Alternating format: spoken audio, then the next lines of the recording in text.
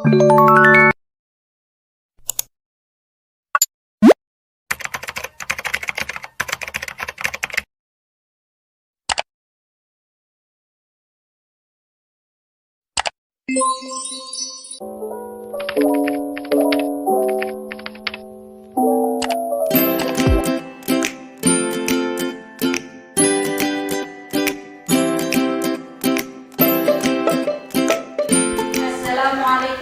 warahmatullahi wabarakatuh. Waalaikumsalam warahmatullahi wabarakatuh. Alhamdulillahirabbil alamin. Wassalatu wassalamu ala asyrafil anbiya'i wal mursalin wa ala alihi wa sahbihi ajma'in. Rabbi shrah li sadri wa yassir li amri wahlul 'uqdatam min lisani yafqahu qawli. Amma ba'du. Kepada yang terhormat Bapak Hartono selaku Kepala Sekolah SD Negeri 3 Sirkandi, yang saya hormati Bapak, Ibu, Dewan Guru, serta penjaga sekolah SD Negeri 3 Sirkandi. Yang pertama dan yang paling utama, marilah kita bersyukur kepada Allah Subhanahu wa Ta'ala, karena pada kesempatan kali ini kita masih diberi kenikmatan, yaitu nikmat sehat, sempat, sehingga pada kesempatan kali ini kita dapat bermuazahah bil wujuh dalam acara presentasi budaya positif di sekolah. Yang kedua, sholawat salam tetap kita curahkan kepada junjungan kita Nabiullah Nabi Agung Muhammad Sallallahu Alaihi Wasallam. Mudah-mudahan kita semua mendapatkan syafaatnya nanti di hari Yaumul Qiyamah. Allahumma amin. Amin ya rabbal alamin.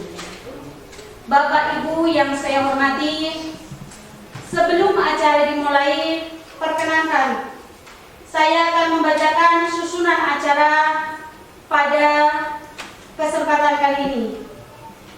Yang pertama, pembukaan. Yang kedua, sambutan kepala sekolah. Yang ketiga, inti. Dan yang terakhir, penutup. Bapak Ibu yang saya hormati, untuk mengawali kegiatan pada hari ini, marilah kita buka dengan bacaan basmalah bersama-sama. Bismillahirrahmanirrahim. Mudah-mudahan dengan bacaan basmalah, acara pada siang hari ini dapat berjalan dengan lancar. Acara yang kedua yaitu sambutan kepala sekolah. Kepada beliau, Bapak Hartono, saya persilahkan. Bismillahirrahmanirrahim. Assalamualaikum warahmatullahi wabarakatuh. Waalaikumsalam warahmatullahi wabarakatuh. Alhamdulillahirabbil alamin. Wassalatu wassalamu anbiya'i istaqbil wal mursalin. Wa ala alihi wa sahbihi ajmain, amma ba'du. Yang saya hormati Ibu Sri Marwati SPDSD selaku pemaparan tentang pemahaman budaya positif di sekolah dalam melaksanakan salah satu tugas CGT 9. Semoga nanti bisa memahami Bapak Ibu sekalian dan bisa menerapkan apa yang diharapkan oleh Ibu Sri Marwati SPD. Kalau kita tahu persis, jelas, gamblang, nantinya kita bisa ikut menjelaskan pada anak kita. Dan selama belum gamblang, mumpung ada narasumbernya, itu Bu Sri Marwati SPD, kita tanya. Kiranya demikian, sekali lagi saya ucapkan selamat pada Bu Sri, dan nanti kami semuanya akan mengikuti dengan sepenuhnya. Monggo. Dan terima kasih sekali pada ibu-ibu undangan dari Bu Sri Marwati yang sudah melalui ini, insya Allah bermanfaat untuk selamanya. Saya akhiri, wabillahi taufiq, wassalamualaikum warahmatullahi wabarakatuh. Waalaikumsalam warahmatullahi wabarakatuh. Terima kasih saya ucapkan persilahkan kepada Bapak Hartono selaku Kepala Sekolah SD Negeri 3 Sirkandi. Bapak Ibu yang saya hormati, untuk acara selanjutnya yaitu acara inti tentang penyebaran pemahaman dan penerapan pengalaman budaya positif CGP Angkatan 9 SD Negeri 3 Sirkandi, yang pada kesempatan kali ini akan disampaikan oleh beliau Sri Marwati SPDSD. Kepada beliau Bu Sri saya persilahkan. Untuk memulainya, saya mengucapkan terima kasih banyak atas kehadiran Bapak Ibu semua di sini, terutama Pak Hartono selaku Bapak Kepala Sekolah yang supportnya luar biasa. Ini menguatkan hati saya. Yang saya cari di sini adalah ilmu yang bermanfaat, yang nantinya saya akan berusaha mengimplementasikan kepada putra-putri panjenengan semua di sini, yang kebetulan hari ini juga ada beberapa wali murid, dan nanti setiap apa yang saya dapat, ilmu apa yang saya dapat, insya Allah akan disaringkan ke teman-teman di sini. Bapak Ibu, baik hari ini tujuannya adalah menyebarkan pemahaman dan penerapan pengalaman budaya positif. Untuk menyebarkan pemahaman dan penerapan pengalaman budaya positif, dan saya sendiri Sri Marwati, mungkin Bapak Ibu kalau di sini sudah kenal dan Bapak Ibu juga sudah kenal, saya salah satu dari CGP Angkatan 9 yang alhamdulillah bisa dipercaya sudah lolos untuk mewakili tingkat kabupaten. Di sini ada 163 orang. Di sini ada saya menyematkan foto di situ. Nah, itu adalah salah satu cerminan budaya positif. Menyambut anak dengan senyum, 5S, senyum, sapa, salam, sopan, santun, itu juga termasuk budaya positif sebagai pembuka. Oke, baik Bapak Ibu, monggo Pak Ali lanjut. Saya akan berpantun dulu Bapak Ibu. Ada yang pintar pantun di sini? Kakak bisa pantun? Apa mungkin kalau yang pertama ini ada dua pantun nih. Yang pertama ini mungkin saya yang akan membacakan. Pergi ke kebun mencari durian. Yang suka durian? Semua. Terus pulangnya ketika pagi hari. Terima kasih atas kesempatan untuk mengisi presentasi ini. Cakepnya mana Bapak Ibu? Cakep.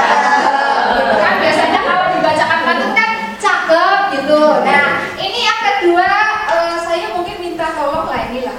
Ada yang suka relawan membacakan pantun ini. Pak Ali mungkin ayo belajar baca pantun. Kelihatan tulisan. Oke, ini pura-pura kelihatannya Pak Ali dibacakan yuk pantun yang kedua ini. Pergi rapat terburu-buru. Cakep. Ayo Pak Ali, cakep. Saya tidak berpintu. Cakep. Terus Disiplin tempat, disiplin waktu. cakep. Itulah tanda insan bermutu. Oke, tepuk tangannya Pak. Tujuan pendidikan, sebelum nanti saya mencoba memaparkan tujuan budaya positif, terlebih dahulu di sini saya akan sedikit menyampaikan tentang tujuan pendidikan. Dalam hal ini menurut tokoh pendidikan yaitu siapa Bapak Ibu? Ada? Iya, Ki Hajar Dewantara. Nah, menurut beliau tujuan pendidikan ini mempunyai arti menuntun segala kodrat yang ada pada anak-anak agar mereka itu dapat mencapai keselamatan, kebahagiaan baik sebagai manusia dan sebagai anggota masyarakat. Nah, kita sebagai pendidik itu hanya sifatnya menuntun, tidak boleh memaksa kepada anak didik kita. Bapak Ibu tahu ladang atau sawah nggih? Nah, dan diibaratkan lagi kita sebagai guru itu petaninya atau tukang kebunnya. Tidak apa-apa, hari ini kita jadi petani Pak Ali. Tidak apa-apa ya, petani dan tukang kebunnya. Dan siswanya itu diibaratkan bibitnya. Ini pendidikan seperti itu Bapak Ibu. Kalau bibit itu kita perhatikan, disiram dengan baik, dipupuk dengan baik, apa yang menjadi kebutuhannya itu tercapai, dipenuhi oleh kita sebagai guru, insya Allah anak-anak ini akan tumbuh mempunyai karakter yang baik juga. Itu setuju nih Bapak Ibu? Setuju. Tetapi apa sebaliknya? Kalau bibit itu kita biarkan dengan tumbuh sendirinya, kira-kira kita akan mendapatkan panen yang melimpah apa tidak Bapak Ibu? Tidak. Ya, itu langkahnya seperti itu. Kalau kita memperhatikan kondisi anak, apa yang dibutuhkan anak itu, kebutuhan belajarnya apa, memberikan perhatian penuh, proses pembelajaran yang luar biasa, insya Allah anak akan terbentuk sendirinya karakter yang luar biasa sesuai dengan dimensi profil pelajar Pancasila. Itulah yang sekarang digaungkan, digunakan kurikulum merdeka, yang betul-betul pendidikan itu berpusat kepada anak, bukan kepada guru. Kalau zaman dulu kan pusatnya teacher sebagai objek subjeknya ya, hanya gurunya sebagai pusatnya. Kalau sekarang tidak, kebalikannya Bapak Ibu, yaitu murid adalah yang harus jadi pokok. Budaya positif. Kalau membaca budaya positif, mungkin ada beberapa hal yang tersirat dalam pikiran Bapak Ibu semua. Budaya positif itu apa sih, Lin? Kalau menurut Bukas, budaya itu apa?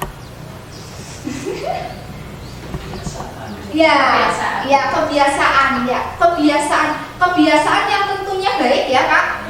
Kebiasaan positif, hal-hal yang positif, yang kebiasaan positif itu mengandung nilai yang nantinya akan sesuai dengan profil pelajar Pancasila. Mungkin di sini perlu dijelaskan profil pelajar Pancasila itu apa sih?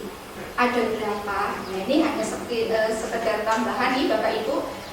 Kita anak didik itu diwujudkan nanti outputnya yaitu tidak hanya kecerdasan, ilmu pengetahuan, tidak hanya itu, tetapi untuk profil pelajar Pancasilanya yang mengarah kepada dimensi profil pelajar Pancasila itu terwujud. Wujudan karakternya itu tercapai. Seperti yang pertama itu beriman dan bertakwa kepada Tuhan Yang Maha Esa serta berakhlak mulia. Nah, ini kan penting ya sebagai fondasi awal untuk anak didik kita. Pinterlah kayak apa nih Bapak Ibu kalau tidak didasari dengan akhlak yang baik itu nanti akan tercuma. Nah, seperti itu. Nah, selain itu juga ada mandiri.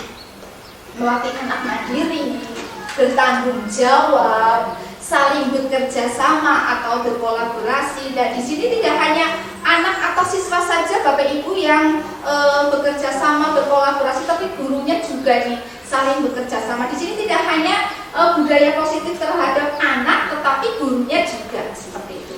Ada lagi untuk melatih gotong royong. Nah, berpikir kritis, kreatif itu yang tercermin pada profil pelajar Pancasila. Sebelum saya jauh langkah nih Bapak Ibu, di sini ada beberapa pertanyaan pemantik yang nantinya akan kita gali bersama-sama. Di situ ada kertas Bapak Ibu, mungkin ada PowerPoint yang sudah disiapkan. Jangan takut nih Bapak Ibu, saya suruh apa sih? Enggak. Nah, ada beberapa pertanyaan pemantik yang kaitannya dengan budaya positif yang nanti akan saya sampaikan. Oke, jenengan hanya menjawab setuju atau tidak setuju dengan pernyataan saya. Pernyataan yang pertama Bapak Ibu, ada bahwa hukuman dapat mendisiplinkan anak. Hukuman dapat mendisiplinkan anak. Kira-kira Bapak Ibu setuju apa tidak? Untuk jawaban yang pertama bisa dijawab setuju atau tidak. Setuju. Boleh dituliskan di voice note yang sudah disedia di situ. Nanti saya akan mungkin perwakilan dari Pak Har, ayo setuju apa tidak gitu. Ini yang pernyataan yang pertama. Untuk yang kedua, berikutnya, ya setuju atau tidak Bapak Ibu? Setuju ya. Yang kedua, pemberian hukuman yang bersifat positif itu akan meningkatkan kedisiplinan anak. Setuju atau tidak? Setuju. Monggo Pak Har ditulis. Nah, ini yang kedua. Ada lagi nih Bapak Ibu yang ketiga. Ini yang ketiga adalah memberi hadiah atau penghargaan akan meningkatkan motivasi belajar anak. Nah, mungkin ada perwakilan ya untuk nomor 1. Saya ingin tahu dari Pak Har. Setuju atau tidak Pak Har? tadi saya bisa bilang setuju, bisa tidak. Karena ini hukuman Belum jelas. belum jelas. Ya. Yang ditangkap oleh Pak Har dulu. Kalau yang ditangkap saya, jawaban saya belum jelas. Oh, belum Bisa jelas. menjawab Oke, seperti itu. saya terima. Ini haknya Pak Har. Ya, hak pribadi tidak bisa dipaksakan. Yang berikutnya mungkin keras, setuju apa tidak? Ayat Pak Har ini ya, setuju apa tidak? Keras. Seperti Pak Kali setuju, tetapi jika itu mendidik, ya. Kalau tidak mendidik ya kita kembalikan karena pertanyaan pertama memang masih ngambang. Kalau yang kedua lah sudah pasti Iya. positif sih. Iya, seperti iya. itu, ya. Tepuk tangannya dulu Bapak Ibu. Ini sudah nanti sebenarnya iya setuju apa tidak sih? Nanti ya tahan ya Bapak Ibu ya.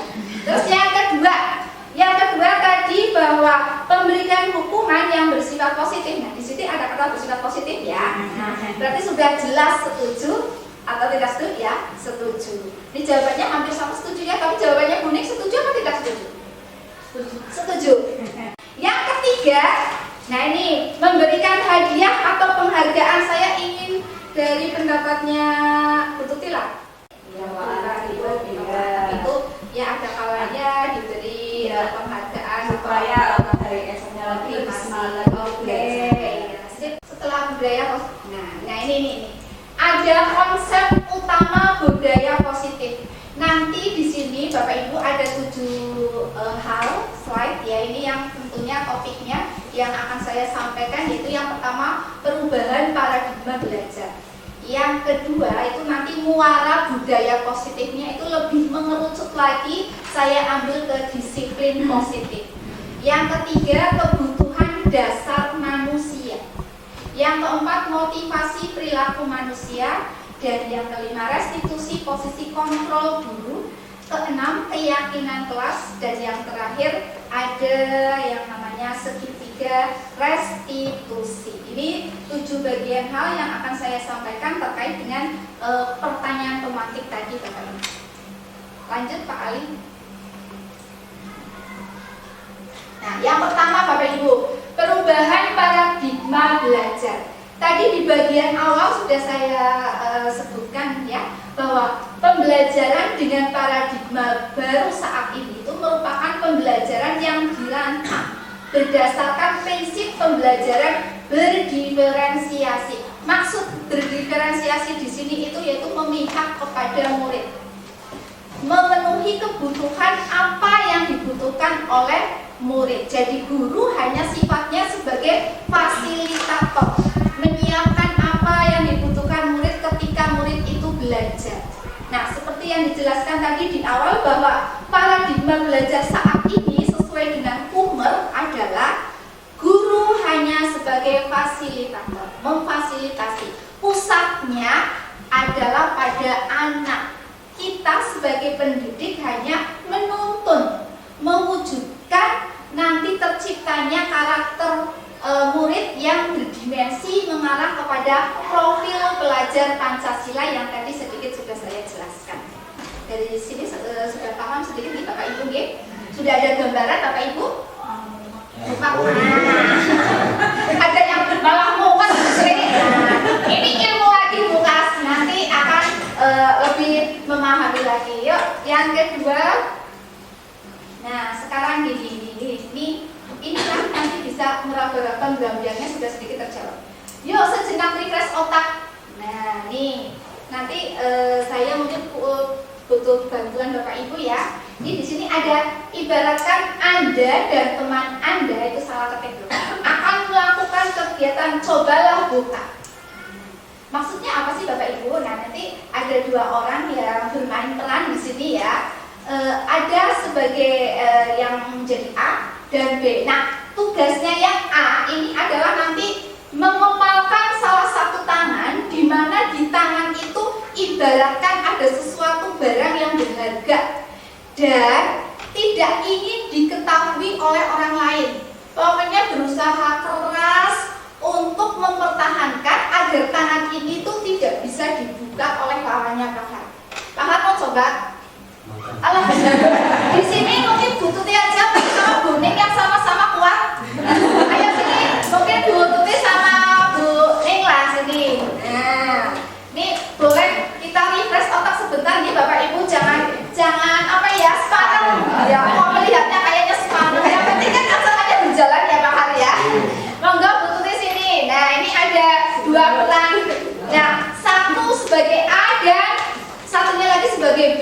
Ini yang mau jadi apa? Nah, oke, berhadapan boleh.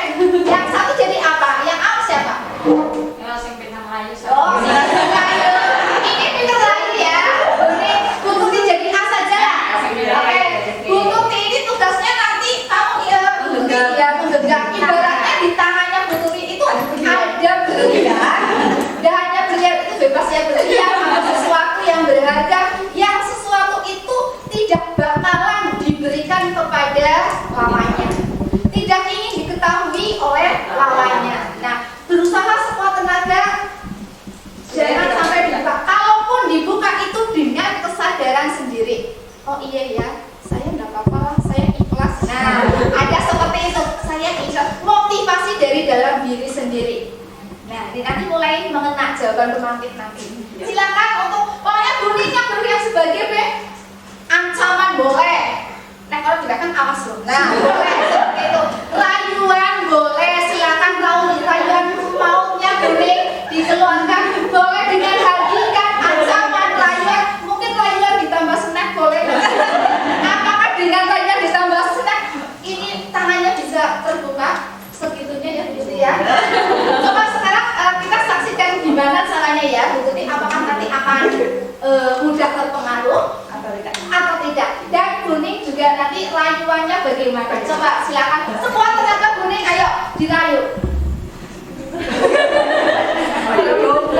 Siapa? Ayo Buning. Coba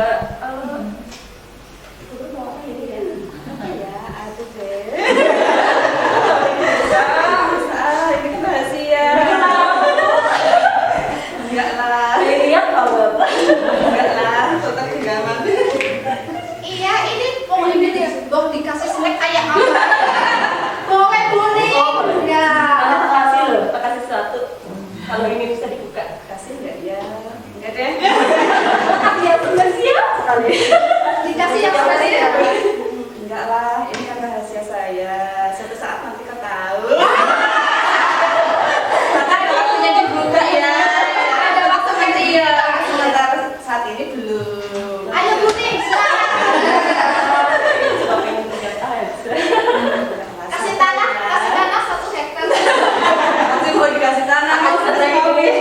Kasih tanah. Bisa Bu Tuti, ayo Apa ya? Enggak lah. Wah, dari sampai sini ini menggambarkan bahwa Bu Tuti itu bersikeras kan, Iya. mempunyai keputusan tersendiri, apa yang menjadi prinsipnya itu betul-betul dijaga dengan baik, ingin mempertahankan apa yang dia punya, sesuatu yang tidak diingin diketahui oleh orang, dia jaga betul-betul, ya kan? Nah, seberapa besarnya Bu sudah sekuat dengan rayuan, mungkin saking kesulitan cacian itu mungkin bisa Pak. Nah, apalagi cacian kalau sudah dirayuan lagi dibentak-bentak ya nggak mau ya kan Bapak Ibu. Nah, ini sedikit akan membuka pertanyaan romantik nanti bahwa apa yang dilakukan oleh kita tidak bisa memaksakan kehendak orang lain. Begitupun kita sebagai pendidik tidak boleh menuntut anak sesuai dengan harapan gurunya. Kamu harus seperti disiplin. Kamu harus belajar nanti dapat nilai 100, dapat rinet. Anak seperti itu nanti akan apa? Tidak merdeka. Nah, padahal yang digaungkan saat ini adalah kumer yang kurikulum merdeka, ya kan? Bahwa oh ya sudah. Namanya mana? Sekarang lebih mengerucut lagi, budaya positif itu lebih bermuara ke disiplin positif. Ini masih bersifat umum, nanti kan disiplin positif banyak lagi ya contoh-contohnya, baik di dalam kelas maupun kita sebagai guru guru ada lagi bentuk disiplinnya berbeda dengan anak-anak ketika mengikuti belajar. Nah, ini disiplin positif merupakan kemampuan memerintah diri sendiri itu Bapak Ibu. Jadi tidak boleh dipaksakan anak untuk harus seperti ini sesuai dengan kehendak gurunya. Biarkanlah nanti mereka yang akan bangkit dengan sendirinya, kesadaran sendirinya untuk melakukan budaya positif. Tapi nanti ada tambahan lagi nih Bapak Ibu, tambah jelas lagi. Nah, untuk memfasilitasi diri untuk memilih tindakan yang mengacu pada nilai-nilai yang kita hargai dengan penuh tanggung jawab tanpa terperintah oleh orang lain. Sama tadi halnya ya, tanpa diiming-imingi oleh orang lain, itu teguh pendiriannya, tetap mempertahankan apa yang dia punya, tidak diketahui oleh orang lain, itu seperti itu. Nah, ini termasuk sepertinya. Terus nilai-nilai yang kita hargai adalah nilai kebajikan. Nah, kembali lagi Bapak Ibu, nilai kebajikan itu adalah nilai-nilai yang ada dalam profil pelajar Pancasila. Kembali lagi ke KUMER, kurikulum merdeka, yang diharapkan nanti anak-anak itu mempunyai karakter yang berdimensi mengarah ke profil pelajar Pancasila. Kebutuhan dasar manusia. Dalam hal ini Bapak Ibu, bahwa anak didik, siswa itu mempunyai kebutuhan dasar manusia yang kadang kebutuhan dasar ini itu tidak dipenuhi dan anak bisa melakukan hal-hal negatif, tidak menjadi positif lagi. Nah, ini salah satu kebutuhan dasarnya bertahan hidup, ada kasih sayang dan rasa diterima, penguasaan, kebebasan, kesenangan. Sekarang mungkin lebih jelasnya lagi nih Bapak Ibu, saya jelaskan ya kebutuhan dasar manusia yang pertama, bertahan hidup. Mungkin ini untuk Bukas yang punya kelas ya, punya kelas Pak Ali, mungkin ada nih kadang anak-anak ada nggak di kelasnya Pak Ali ya Pak Bu Tuti, Bukas yang menjumpai, ada nggak yang kadang berebut makanan di dalam kelas, ada mungkin bahkan mencuri makanan temannya di dalam kelas atau merebut makanan yang sedang dimakan temannya, seperti itu ada nggak? Pernah menjumpai tidak? Pernah ada. Ada ya? Nah, ada. Bukas ada ya? Kira-kira faktor apa yang menyebabkan kok anak bisa berbuat seperti itu? Belum sarapan, Sangunya habis. sangunya habis. Nah, sangunya habis. Lainnya apa coba? Iseng. Iseng. Nah, kalau Pak Ali lebih cenderungnya ke iseng. Kepengen melampiaskan, kepengen ingin anak itu ingin diperhatikan, jadi apa ya, melakukan hal sesuatu ya yang nantinya guru bisa memperhatikan dia, seperti itu ya. Untuk bertahan hidup betul. Kalau anak misalnya tadi ya contohnya adalah berebut makanan, kita harus tahu bahwa mungkin dari itu jangan langsung memberikan hukuman Bapak Ibu. Dia melakukan seperti itu tuh ada alasannya. Mungkin saja kalau waktunya di pagi hari mungkin dari rumah belum sarapan. Bisa jadi kan Bapak Ibu? Bisa. Karena mungkin orang tuanya yang mohon maaf tidak menyiapkan sarapan di rumah. Atau mungkin yang sudah orang tuanya menyiapkan sarapan dari rumah, anaknya yang tidak mau sarapan. Itu mungkin saja. Terus ada lagi tadi Bukas menyebutkan bahwa sangune empong, sangune habis. Jadi dia ingin memenuhi kebutuhan bertahan hidupnya di sekolah, di kelas ya, itu dengan cara apa? Negatif, menyerobot makanan yang punya teman, yang seharusnya itu tidak dilakukan. Itu contohnya seperti itu. Terus lagi kasih sayang dan rasa diterima. Ini saya sering melihat kasusnya kelas 1 Bu Tuti. Ada kelas 1 yang luar biasa anaknya hiperaktif. Budi ini namanya ya, betul ya Bu Tuti ya. Nah, kebutuhan dasarnya ini karena dia melakukan seperti itu pasti ada salah satu kebutuhan dasar, yaitu kasih sayang dan rasa diterimanya itu tidak tercapai, tidak dipenuhi. Iya kan tidak Bapak Ibu? Iya. Nah, ini mulai dia paham gitu kan ya, mulai terbuka. Pak Hartono senyum-senyum ini, mulai terbuka Bu Sri bingungnya, tapi akhirnya nanti kan mengena seperti itu. Nah, ini yang dirasakan oleh Budi sampai Bukas ngeluh. Nulis pintu lo ya Bu, Masya Allah. Tugas terus nulis nama nulis ping siji tertinggal. Karena waktu itu kan Bu Tuti ya, karena ada kepentingan yang tidak bisa ditinggalkan, digantikan sama Bukas. Nah, dihapus sama Budi. Yang namanya anak kelas 1 itu kan heboh kuning. Kalau ditinggal gurunya kan ya, nah langsung itu anehnya melakukan hal negatif, tulisan gurunya kan dihapus. Berarti itu sudah luar biasa ya Pak. Sudah luar biasa budayanya ya. Sampai-sampai ya, jangan langsung memfonis, kok bocah kok aneh temen sih? Domai melu ngomai. Nah, ya kita sebagai pendidik apa kuncinya apa? Sabar. Iya, kita cari gali. Kenapa sih anak ini kok seperti ini? Jangan langsung memfonis ya. Begitu juga di PAUD kadang seperti itu ya. Ada anak yang usil berlebihan, hiper. Jadi jangan kita budi langsung memarahi dia. Oh yang kebangetan banget sih sampai ditarik gitu. Ya jangan seperti itu. Kita cari tahu dulu, diajak ngobrol dulu. Oh kenapa dia kok bisa seperti itu? Kita telusuri kenapa kok ya seperti ini dengan cara baik-baik mencari alasannya. Jadi jangan langsung memvonis Budi itu jangan masya Allah. Tetapi sebenarnya enggak. Kalau dia dijak ngobrol, saya pernah ngobrol dengan kamu. Kalau dari hati ke hati Bu, dengan penyampaian halus, dia akan luluh ke hatinya. Itu akan luluh hatinya. Dan apa yang dibuat itu menyadari, oh iya mula tadi salah. Itu tercelup dengan kalimat seperti itu. Saya tidak bohong, bukan apa. Saya juga penasaran melihat ini anak kok seperti ini ya. Luar biasa. Sampai-sampai Bukas juga jadi Allah. Gregetan ya Bukas? Ya, oh enggak ya. Ini cok gregetan, cok enggak apalagi Bu Tuti ya. Bu Tuti mendadak banget. Karena setiap hari yang apa ya, yang apa ya, ngadepi pusing.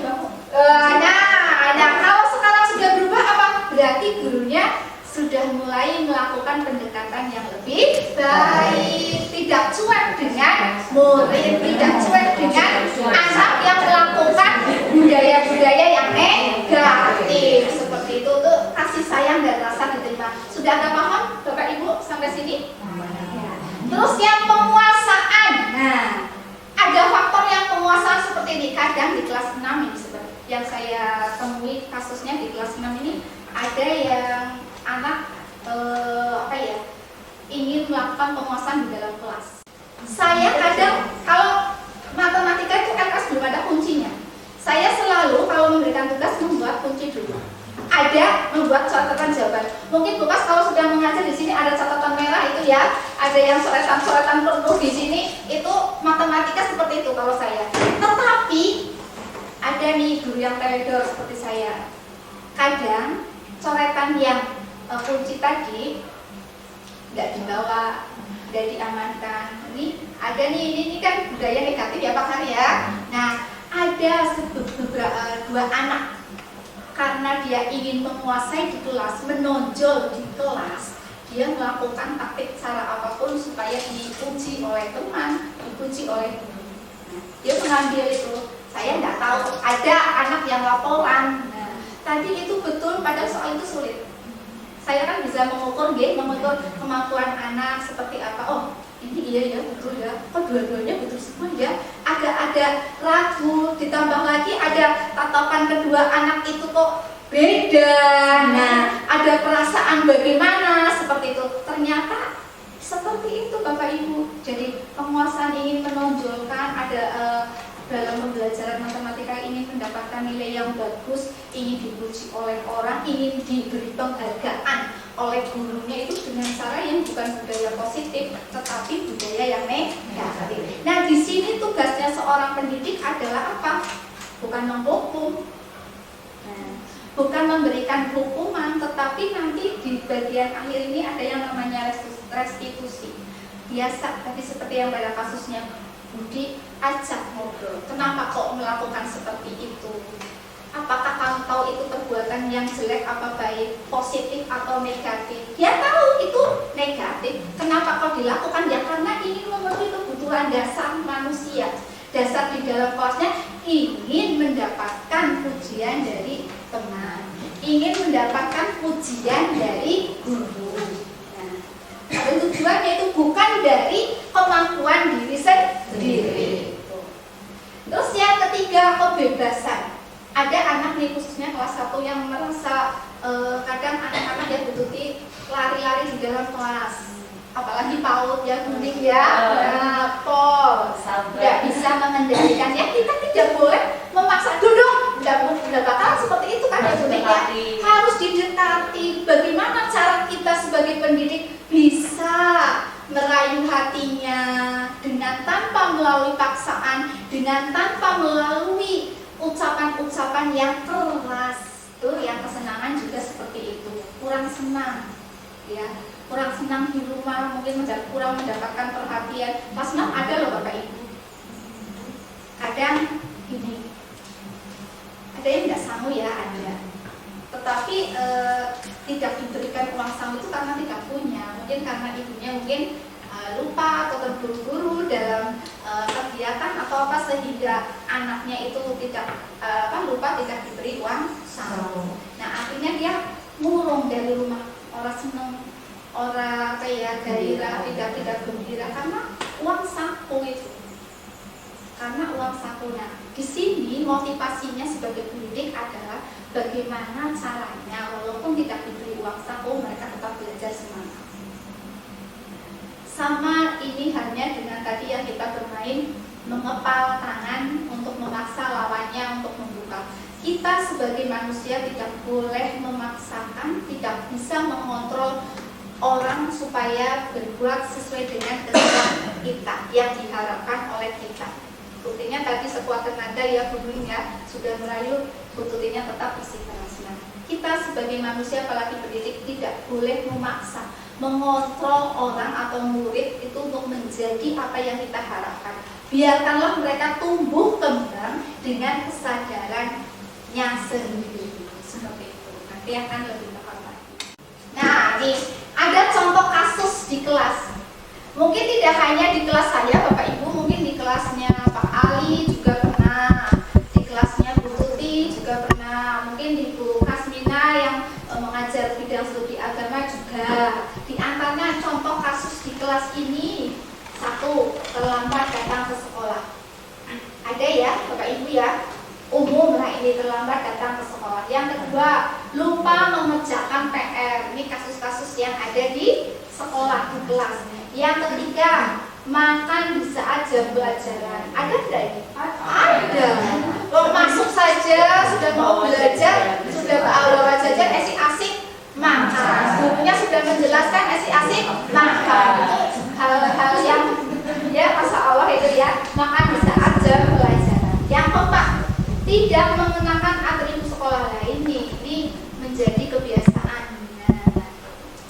Menjadi kebiasaan yang negatif. Nah, bagaimana kita menerapkan supaya ini sebagai budaya positif di sekolah tanpa memberikan hukuman Bapak Ibu, tetapi melalui kesadaran yang timbul dari hati anak tersebut. Untuk kasus yang sering saya jumpai ini di poin kedua dan tiga, kalau di dalam kelas ini Pak Bu, lupa mengerjakan PR, makan di saat jam belajar. Ini sering sekali kasus. Tetapi alhamdulillah sekarang menjadi budaya yang positif Bapak Ibu, tergantung apa gurunya menuntun seperti apa. Tidak cuek loh Mas, maksudnya seperti ini. Tidak cuek melihat anak makan, kita sedang menjelaskan materi pembelajaran, kok anak itu dengan santainya makan dibiarkan saja. Nah, itu jangan cuek, diingatkan itu baik apa tidak seperti itu. Tahu itu tidak baik Bu. Nah, kalau tidak baik bagaimana? Ayo, tadi kan sudah ada jam istirahat, harusnya makan itu di jam apa? Jam istirahat. Nah, mengarahkannya itu. Saya yakin Bapak Ibu di sini tidak kurang-kurang akal untuk mengarahkan peserta didiknya, anak didiknya, murid-muridnya ini untuk berbuat yang positif, membiasakan budaya-budaya yang positif di sekolah, terutama di dalam kelas. Nah, untuk yang lupa mengerjakan PR juga itu sering. Apakah saya memberikan hukuman Bapak Ibu? Kalau Bu Tuti bagaimana? Apa yang dilakukan Bu Tuti ketika anak itu menjumpai anak mengerjakan PR? Yang dilakukan Bu Tuti itu apa? Yang dilakukan saya untuk kelas 1 menyarankan supaya besok mengerjakan lagi, terus ditanya kenapa tidak mengerjakan PR, terus jawabannya mereka karena orang tua tidak mau ngajarin, terus karena nggak ditanya sama orang tua tidak ada atau tidak. Jadi mungkin menurut saya karena kurang perhatiannya dari orang tua. Nah, berarti kita sebagai pendidik menggali dong ya, pakai dong nih Pak Kasih. Diprotes sama Pak, pakai dong ya. Menggali apa yang menjadi sebab si anak itu kok melakukan seperti itu. Kembali ke kebutuhan dasar tadi. tidak diperhatikan oleh orang tua di rumah, kurang mendapatkan kasih sayang. Jadi mengapa membuat anak itu tidak mengerjakan PR? Nah, setelah ditelusuri seperti itu, tetapi kita sebagai seorang pendidik harus mampu mengubah kebiasaan buruk yang tadi menjadi budaya positif dengan cara apa? Ayo komunikasi bareng bersama dengan anak. Kira-kira walaupun dicontohkan dengan kalimat ayah ibumu seperti itu kan apa? Cari nafkah, ya kan, untuk bapak. Nah, diarahkan ke arah yang seperti itu. Jadi nanti anak kesannya itu apa, Bu Tuti?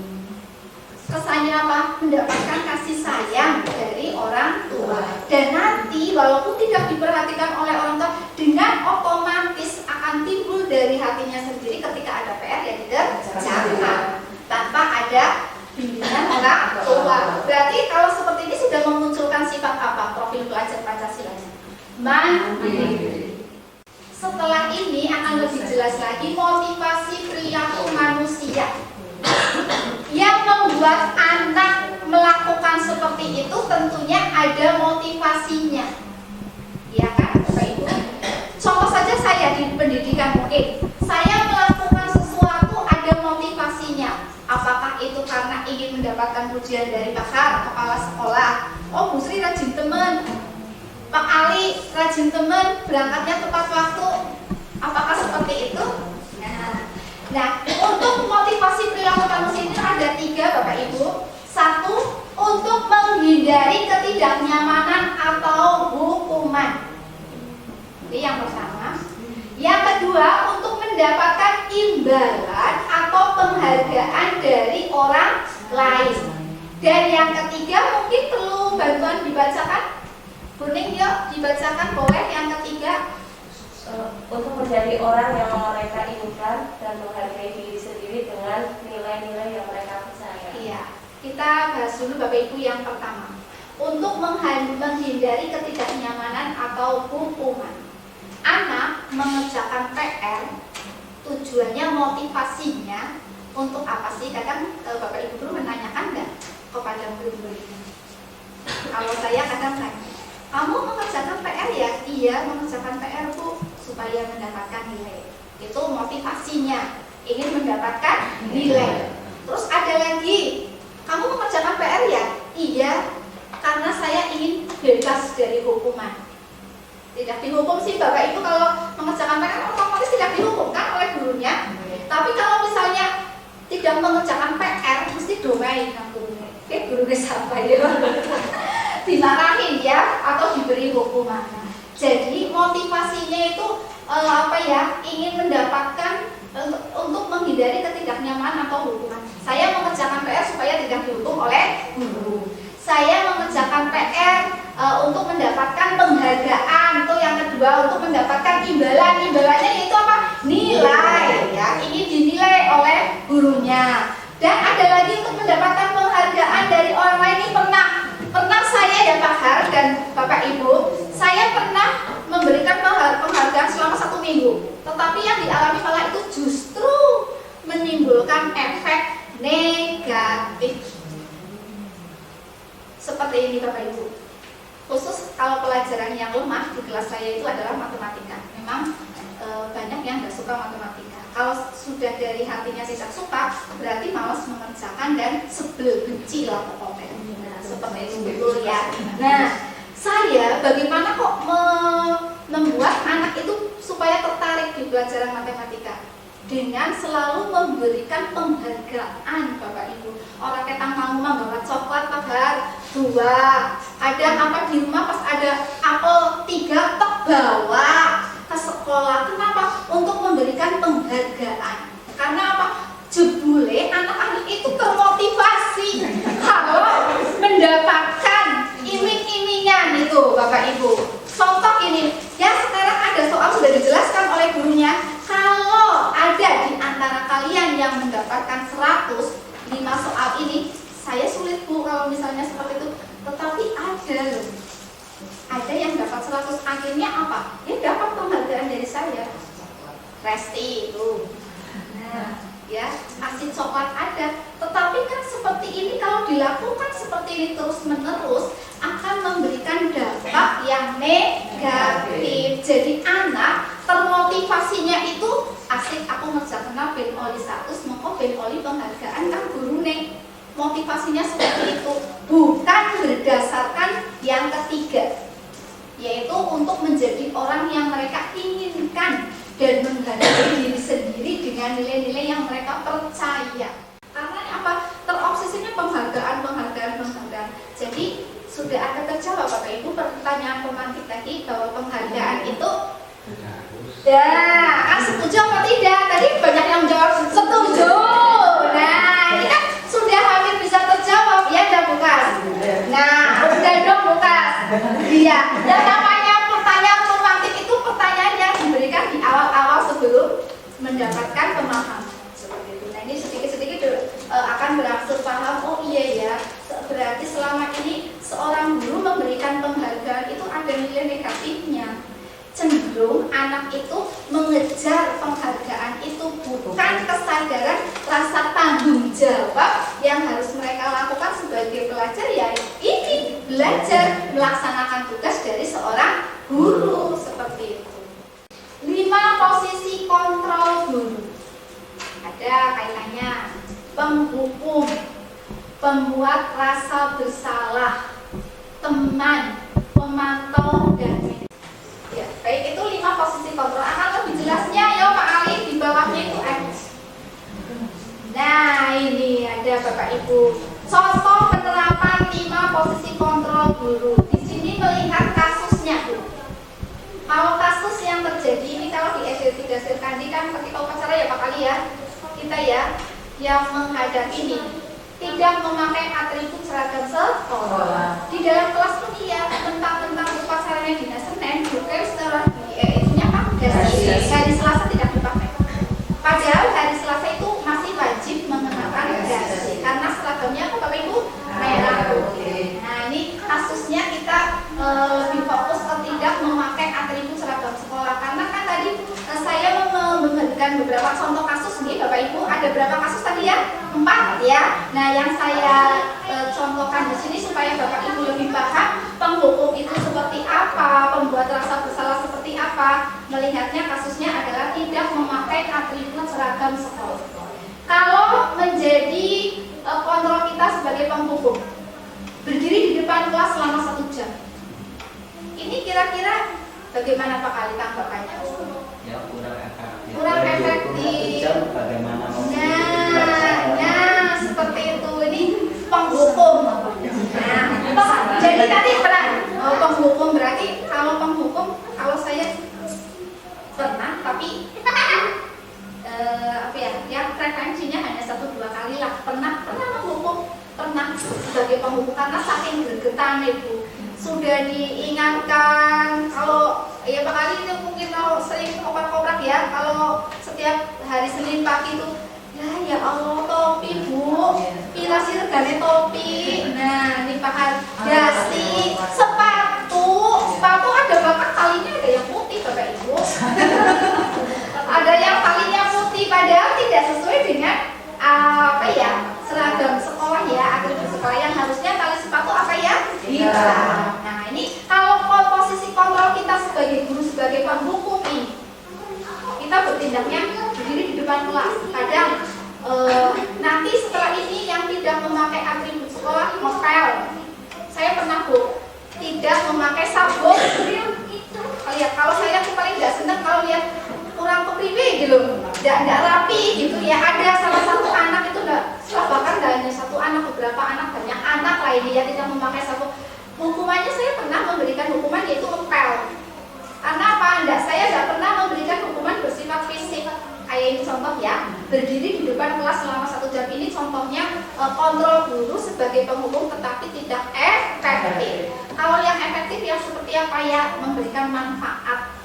Ya, memberikan manfaat, misalnya kalau tidak memakai sabuk ya diberi hukuman mengepel kan jadi itunya bersih. Nah, kalau sebagai posisi kontrol pembuat merasa bersalah, ini bisa mendekati anak dengan ucapan-ucapan yang akan menyadarkan anak itu merasa bersalah Contohnya, berapa kali sih ibu harus memberitahu kamu selalu saja mengecewakan ibu. Berarti berusaha mengucapkan dengan kalimat-kalimat yang seperti itu, anak mungkin akan merasa bersalah. Oh iya, aku merasa salah banget. Mungkin kalau seperti itu, guru sudah mendekati anak, berusaha menggali kesalahan anak akan merasa bersalah. Mungkin jadi, ya Allah, pedih ya. Merasa pedih, mungkin pulang ke rumah bisa-bisa murung, masih teringat dengan apa? Ucapan gurunya, merasa bersalah. Yang ketiga, teman. Kalau dengan teman boleh dengan perkataan misalnya, ayo dong lagi nih Pak Has. EYD-nya gimana ya, gitu ya. Ayo dong ikuti aturan, ya namanya teman kita kan tidak harus resmi. Teman kita kan tidak menggunakan ejaan yang disempurnakan. Wong kita dengan teman kan bahasanya gue, lu kayak gitu ya. Nah, menyesuaikan dengan teman bahasanya. Ayo dong ikuti aturan sekolah, tolong bantu ibu dan bapak guru ya. Lain kali tolong jangan seperti itu lagi ya. Nah, ini lebih mengedepankan ke teman. Posisi kontrol sebagai teman. Kalau pemantau, nah ini yang pemantau. Pokoknya kalau pemantau, kamu sudah melanggar aturan sekolah, ya tahu konsekuensinya. Kalau pemantau seperti itu Bu Tuti. Kalau anak misalnya ya, di sini dilihat dari budaya positif dan negatifnya ya. Kalau anak sudah melanggar aturan, kalau kita sifatnya sebagai pemantau terkait dengan aturan sekolah, ya harus tahu konsekuensinya apa. Terus yang terakhir adalah manajer, sebagai manajer.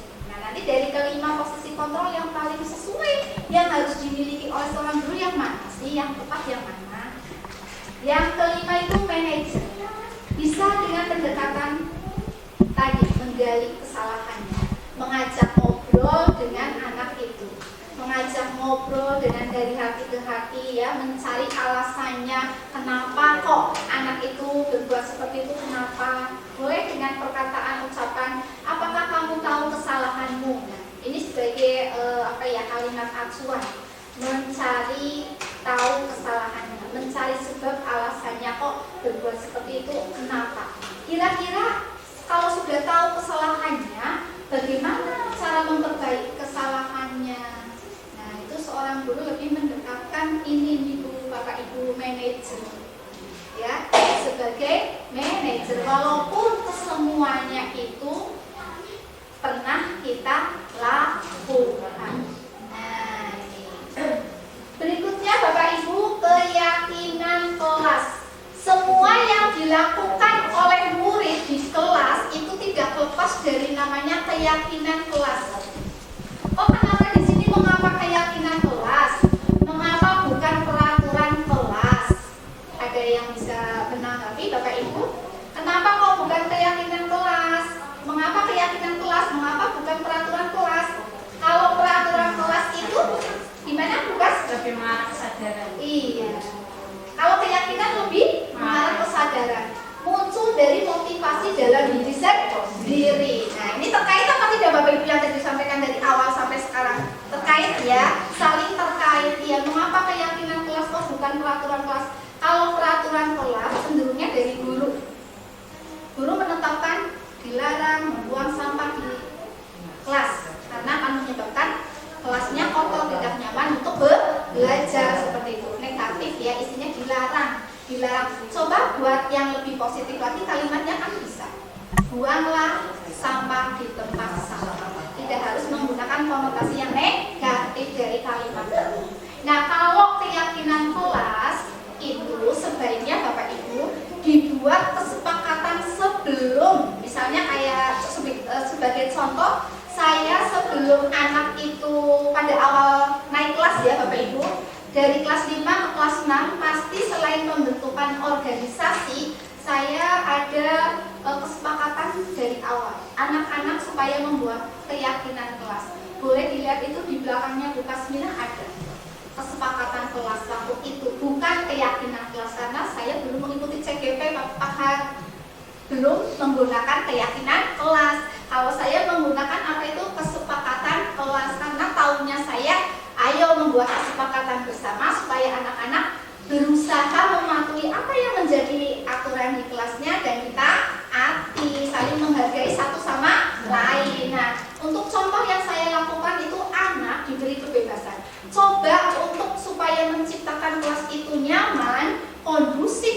belajar, sebagai tempat kalian belajar supaya efektif, menyenangkan, itu kamu bisa menuliskan satu saja di voice note. Saya menggunakan seperti ini. Masing-masing anak berbeda-beda. Apa yang diharapkan keyakinannya itu untuk kelasnya seperti tertib atau apa nyaman itu keinginannya berbeda-beda. Mungkin ada anak yang senangnya mengerjakan tugas tidak dengan keramaian, ya kan? Dia menuliskan apa? Menciptakan suasana tenang, tidak ribut, gitu. Anak ada yang menuliskan di voice note seperti itu. Saya hargai Bapak Ibu itu akan lebih menyenangkan dan akan lebih memuaskan kalau aturan yang ada di kelas itu datangnya dari siswa itu sendiri. Bukan salah satu saja, bukan untuk contoh saja, untuk contoh kesepakatan kelas. Mohon maaf Bapak Ibu, itu masih kesepakatan kelas yang seharusnya apa Bapak Ibu? Keyakinan kelas. Karena inilah perubahan Bapak Ibu yang tadinya belum mengikuti CGP paham. Jadi tahu, oh salahnya, oh jebule untuk kesepakatan kelas. Sing bener be apa? Keyakinan kelas. Boleh buka satu aja. Siswa harus berani mengakui kesalahan dan tulisannya salah apa ya? Ya, kalau salah melakukan kejadian dengan jujur. Nah, ada lagi di bawahnya satu lagi bukan? Penggunaan ponsel dilarang selama sesi kelas kecuali jika ada izin sebelum dari guru. Pembentukan keyakinan kelas itu seperti apa yang seharusnya dilakukan. Nah, yang satu dibuat dalam pernyataan positif. Maksudnya apa Bapak Ibu? Kayak tadi ya. Jangan membuang sampah sembarangan. Kata jangan itu kan negatif ya. Konotasinya jangan. Kalau ada enggak yang lebih tepat lagi kalimat? Buanglah sampah pada tempatnya. Maksudnya seperti itu, dibuat dalam pernyataan yang positif. Yang kedua, sesuai dengan kondisi kelas. Kondisi kelasnya disesuaikan. Ya, kalau di kondisi kelas 6 seperti itu bisa menghasilkan kesepakatan seperti itu, keyakinan kelas seperti itu. Yang keempat, tidak usah banyak-banyak Bapak Ibu. Yang namanya keyakinan kelas, kalau banyak malah justru akan membuat anak apa? Bingung, ribet. Nah, 1, 2, 3 saja belum itu ya. Ada masih beberapa anak yang melanggar seperti itu. Sedikit saja agar mudah diingat oleh anak. Terus ada lagi yang kembali ketiga, yang sebelah kanan. Warga kelas dilibatkan. Nah ini Bapak Ibu, untuk pembuatan keyakinan kelas sebaiknya apa? Semua warga kelas itu dilibatkan, bukan gurunya yang membuat peraturan, bukan gurunya yang membuat keyakinan kelas, tetapi dari siswa itu sendiri, karena kan ditaati oleh sendiri. Nanti akan timbul, oh ya sudah dibuat sendiri, ya ayo bersama-sama ditaati sendiri. Jadi akan tercipta saling menghargai teman, karena sudah dibuat sendiri, ya ayo kita taati bersama-sama supaya apa?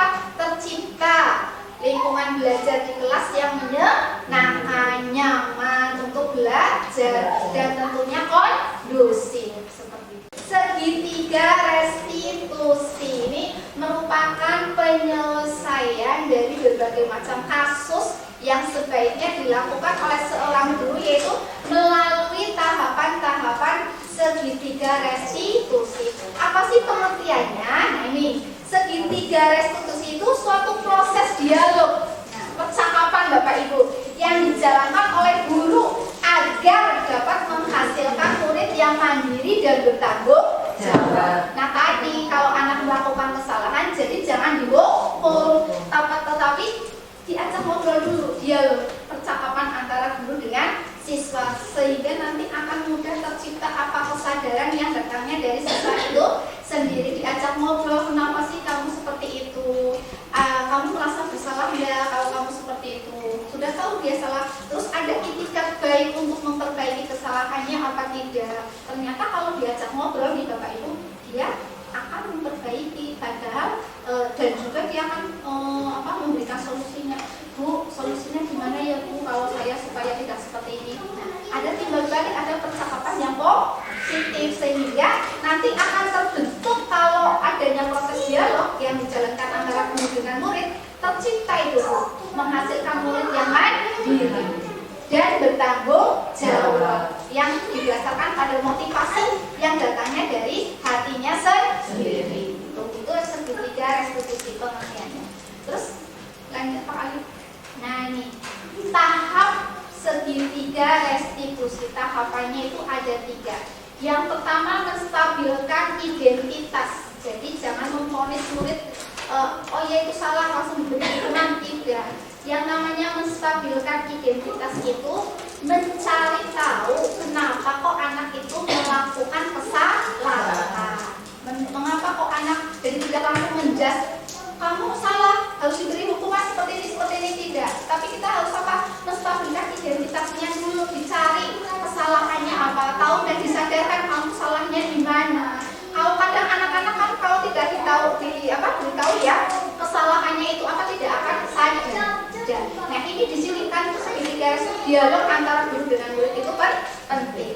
Yang kedua, validasi tindakan yang salah. Mencari penyebabnya itu apa Bapak Ibu. Setelah anak itu salah melakukan hal yang tadi dia lakukan, kan ada penyebabnya kan tadi ya. Kebutuhan dasarnya tidak terpenuhi. Karena apa? Ada penyebabnya. Mungkin dari rumah tadi tidak diperhatikan oleh orang tua. Mungkin ada lagi karena berebut makanan tadi uangnya habis. Jadi dari kesalahannya itu di mana, merasa bersalahnya itu di mana. Terus yang ketiga kaitannya dengan keyakinan. Kelas menanyakan keyakinan. Keyakinan apa yang sudah dibuat itu dilanggar oleh kalian. Kalau sudah seperti itu nanti akan timbul dari hati anak itu sendiri. Sudah dibuat keyakinan, oh iya ya, keyakinan itu dibuat oleh kita. Dan teman-teman kenapa saya langgar, seharusnya kan tidak seperti itu.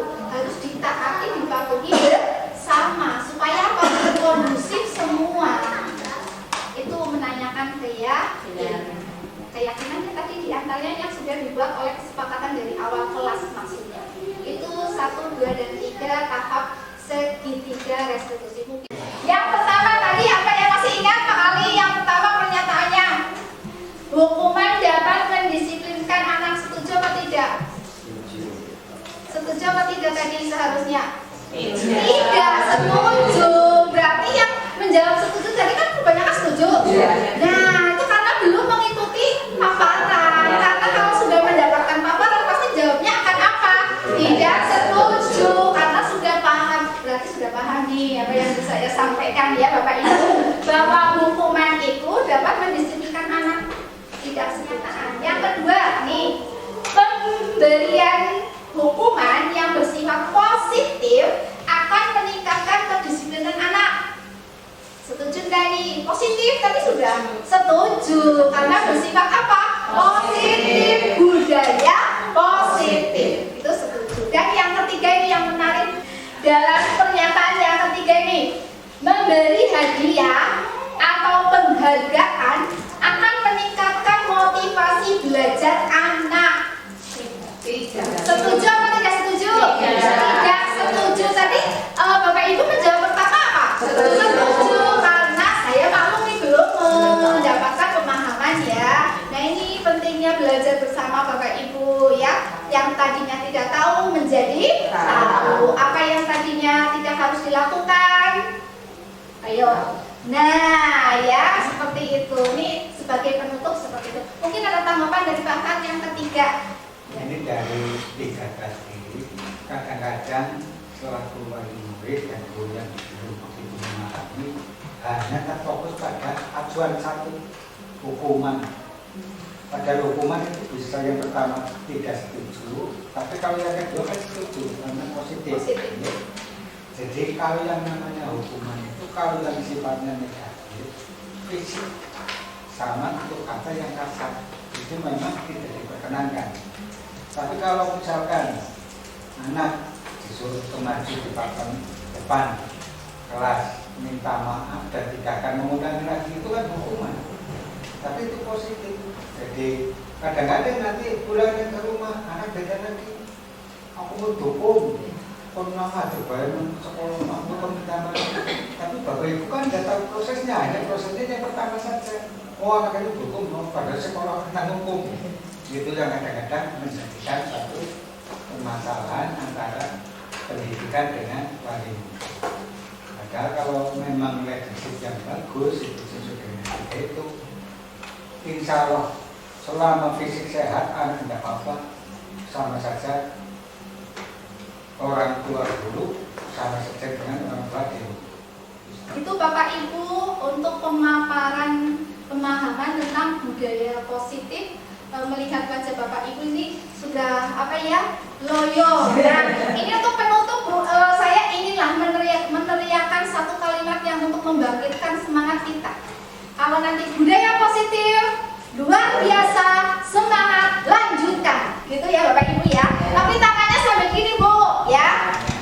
Saya bilang budaya positif luar biasa, semangat, lanjutkan. Ulangi ya. Bapak Ibu nih, semangatnya yang luar biasa ya. Budaya positif luar biasa, semangat, lanjutkan. Tepuk tangannya Bapak. Terima kasih Bapak Ibu atas kerjasamanya. Mudah-mudahan kita dari pihak sekolah dengan komunitas yang dari wali murid bisa saling bersinergi, bekerja sama untuk mewujudkan anak yang berdimensi pada profil pelajar Pancasila.